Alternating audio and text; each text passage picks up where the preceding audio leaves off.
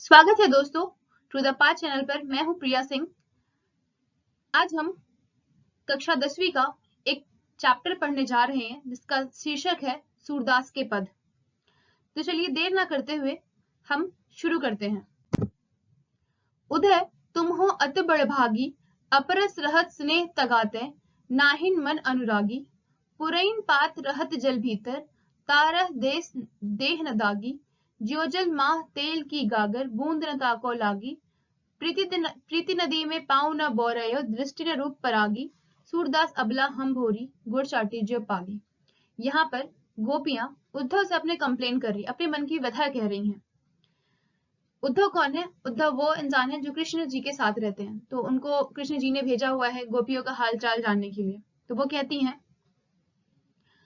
और उनको टॉन्ट भी मारती हैं कि उद्धव कितने भाग्यशाली हैं जो कृष्ण के पास रहकर भी उनके प्रेम में मोहित नहीं हुई।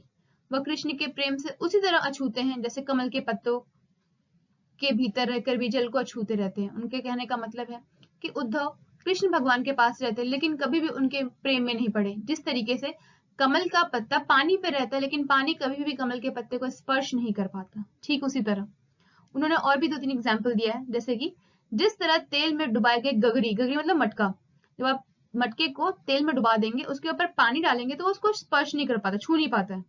उसी तरह उद्धव भी कृष्ण के प्रेम का कोई असर नहीं हुआ, उनके पास है फिर भी। गोपियों के अनुसार उद्धव तो प्रेम के नदी के पास भी रहकर उसमें डुबकी नहीं लगाते। उनका तो मन कृष्ण के पास रहकर भी उन पे मोहित नहीं होता। तो वो बोलती हैं लेकिन हम जो गोपियां वो भोली हैं, अबला है। हम कृष्ण के प्रेम में इस तरह लिपट गए हैं जैसे कि गुड़ में चींटी लग जाती है और फिर वहीं पर अपने प्राण त्याग देती है। आपने देखा गुड़ में बहुत बार चींटियां चिपकने की वजह से गुड़ चींटियां वहीं मर जाती हैं। तो वही कह रही हैं कि हम कृष्ण के प्रेम में इस तरीके से हो गए हैं जैसे कि चींटियां गुड़ के पास जाती है और बहुत बार अपना प्राण भी वहीं पर त्याग देती हैं। चलिए पढ़ते हैं दूसरा पद। मन की मन ही मांझ रही, कहिए जाए कौन पे उदय, ना ही परत कहीं, अब इन जोग सदेसनी सुन सुन बिरहिन बिरह दही, चाहित हरति गुहार जितैते उतते धार बही, अवधि उधार आस आवन की तन मन बिथा सही, सूरदास अब धरी धराही क्यों मर्यादा न लही। तो इस छंद में गोपियां जो है अपने मन की पीड़ा जो है वो उद्धव से कर रही हैं। गोपियां कहती हैं कि वे अपने मन की व्यथा को व्यक्त करना चाहती हैं लेकिन किसी दूसरे के सामने नहीं कह पाती। उनको मन में ही दबा लेती हैं, मन में ही दबाने की कोशिश करती हैं। पहले तो उन्होंने कृष्ण के इंतजार में प्रेम पीड़ा को सहा लेकिन उन्हें यह विश्वास था कि इतने इंतजार कुछ फल मीठा होगा तो कृष्ण उनसे मिलने आएंगे, परंतु कृष्ण खुद न आकर अपने स्थान पर उद्धव को भेज दिया उन्होंने, जिससे उनकी जो विरह मतलब होता है दूर होना, ठीक है। विरह की जो अग्नि है और ज्यादा प्रज्वलित हो गई है, प्रज्वलित मतलब और ज्यादा बढ़ गई है। उनकी जो आग है, जो दूर रहने की जो दर्द है दूर रहने का, वो जो आग है वो और ज्यादा बढ़ गई है। कृष्ण के वियोग में अब उनकी आंखें प्रबल अश्रुधारा बहने लगी हैं। अश्रु मतलब वो क्या होता है? आंसू। तो कृष्ण के वियोग, कृष्ण के अलग होने की वजह से, वियोग मतलब होता है अलग होना, उनकी आंखों से आंसू बह रहे हैं।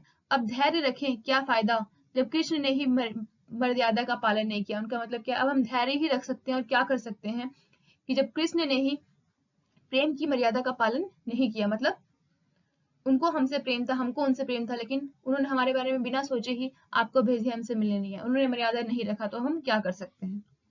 चलिए नेक्स्ट हम पढ़ते हैं अगले पद की तरफ। हमरे हरि हरिल की लकरी, मन क्रम वचन नंद नंद उर, यह दृढ़ करी पकरी, जागत सोवत स्वप्न दिवस नहीं, कान कान जगरी, सुनत जोग लागत है ऐस्यो, जो करहूं ककरी, सूतो व्याधि हमको ले आए, देखी सुन न करी, यह तो सुर तनही ले सप, जिनका मन चकरी। अब गोपियां उद्धव से कहती हैं कि उनकी दशा हरिल पक्षी की तरह हो गई है। हरिल एक पक्षी है, ठीक है, जिसमें लकड़ी को इतना मोह होता है कि वो सदैव एक पंजे पर लकड़ी को पकड़े हुए रहता है। मतलब आपने कोई देखा हुआ चिड़िया जो लकड़ी की डाल को सिर्फ एक पंजे पर पकड़ा रहता है, तो इतना ही बोल रहे वही हमें, हमारा हाल वही हो गया है। ठीक प्रकार उन्होंने भी नंद के नंदन, नंद कौन है? कृष्ण जी के पापा, उनके बेटे को उन्होंने कहा नंद के जो नंदन है मतलब कृष्ण जी, उनके प्रेम की लकड़ी को अपने हृदय से लगाकर रखी हुई है, जिससे वो सोते जागते दिन रात हमेशा अपने पास ही रखती है। मतलब कृष्ण के प्रेम में वो हमेशा डूबी हुई हैं। इसलिए उन्होंने उद्धव द्वारा दिया गया जो योग है, ज्ञान की एक कड़वी ककड़ी के समान लगता है कि मतलब जब उद्धव उनसे बोलते हैं कि आगे जिंदगी में बढ़ो तो उनको लगता है कि ये वो ककड़ी है जो काफी कड़वी है। ठीक है, वो कृष्ण के प्रेम से दूर नहीं रहना चाहती क्योंकि योग मन को एकाग्र करने के लिए उपयोगी सिद्ध होता है, परंतु गोपिया का मन तो पहले से ही कृष्ण के प्रेम में है, तो उन्हें उस उपदेश की कोई आवश्यकता नहीं है।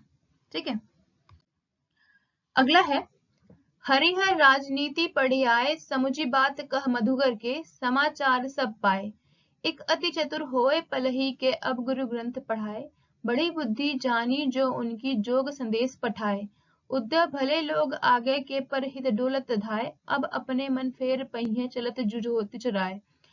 ते क्यों अनिति करे आपुन, जे हो अनिति छुड़ाए। राज धर्म तो यह सुर, जो प्रजा न जाए सताए।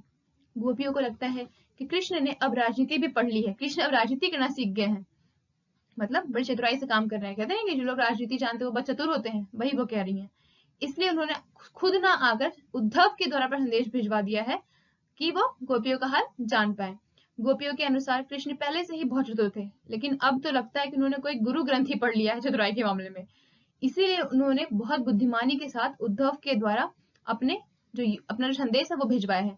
गोपियों को लगता है कि अब उन्हें कृष्ण से अपने मन फेर लेना चाहिए, मतलब थोड़ा कृष्ण की तरफ अब ज्यादा झुकाव रखना चाहिए, क्योंकि कृष्ण अब पहले जैसे नहीं रहे। मतलब अब कृष्ण गोपियों से प्यार नहीं करते। अगर वह भी उनसे प्यार करते, उनसे उनको प्रेम होता, तो उद्धव को न भेजकर वह स्वयं आते। गोपियों को लगता है कि उनके साथ अन्याय हुआ है, क्योंकि राजधर्म के अनुसार तो राजा को कभी भी प्रजा को सताना नहीं चाहिए, क्योंकि कृष्ण तब राजा बन चुके हैं।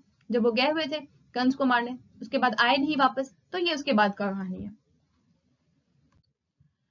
तो ये आपका चैप्टर कंप्लीट होता है। आशा करती हूँ कि आपको चैप्टर समझ में आया होगा। वीडियो को और इंटरेस्टिंग बनाने के लिए आप अपने सुझाव कमेंट्स में दे सकते हैं कि मैं वीडियोस में और क्या ऐड करूं, जैसे क्वेश्चन आंसर्स या कुछ भी। और ऐसे ही इंफॉर्मेटिव वीडियोस के चैप्टर को और एक्सप्लेन समझने के लिए चैनल को please like, subscribe and share करें। Thank you very much.